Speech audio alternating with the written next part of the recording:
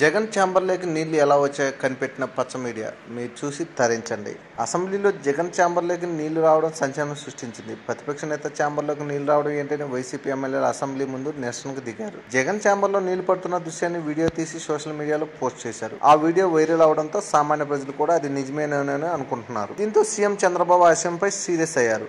అసెంబ్లీలోకి నీళ్లు ఎలా వచ్చాయో తెలియజేయాలని సిఐడిని ఆదేశించారు. చంద్రబాబు ఆదేశాలతో రంగంలోకి దిగారు. నిర్మాణ సంస్థల ప్రతినిధులు, సిఆర్డీఏ అధికారులతో కలిసి సిఐడి ఎస్పీ కోటేశ్వరరావు ఆధ్వర్యంలో 4 డీఎస్పీలు, మరో 4 సిఐలు జగన్ ఛాంబర్ను క్షుణ్ణంగా పరిశీలించారు. జగన్ ఛాంబర్ను పరిశీలించిన నిర్మాణ సంస్థల ఇంజనీర్లు సంచలన విషయాలను బయటపెట్టారు. అసెంబ్లీలో భవనంలో ఏసీ వైర్లు, కేబుల్స్ వెళ్లేందుకు గోడల్లోంచి పీవీసీ పైపులు ఏర్పాటు చేశారని, అయితే జగన్ పిఏ రూమ్ పైన పీవీసీ పైపును ఎవరో కట్ చేశారని అధికారులు తెలిపారు. అసెంబ్లీ మొదటి అంతస్తులో వర్షపు నీరు వెళ్లే పైప్ లైన్ కొంచెం దూరంలో కేబుల్స్ వెళ్లే పీవీసీ పైపు ఉందని, భారీ వర్షానికి స్లాబ్ పై నీరు చేరడంతో కట్ చేసిన పైపు నుంచి వర్షపు నీరు లీక్ అయిందని అధికారులు వెల్లడించారు.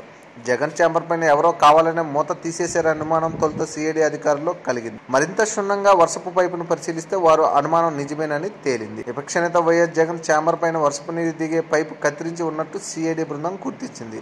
పైపు కత్తిరించడం వెనుక కుట్రకోణం ఉన్నట్టు సిఐడి నిర్ధారణకు వచ్చింది.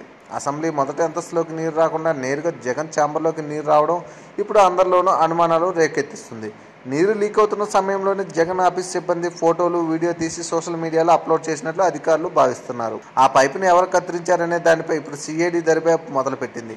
అసెంబ్లీని పరిశీలించిన స్పీకర్ కోడెలు కూడా పైపు కట్ అయి ఉండడం చూసి విస్తుపోయారు. పైపు ఎవరు కట్ చేశారనే విషయాన్ని త్వరగా తేల్చాలని సిఐడి అధికారులకు సూచించారు. For more videos, please subscribe our channel.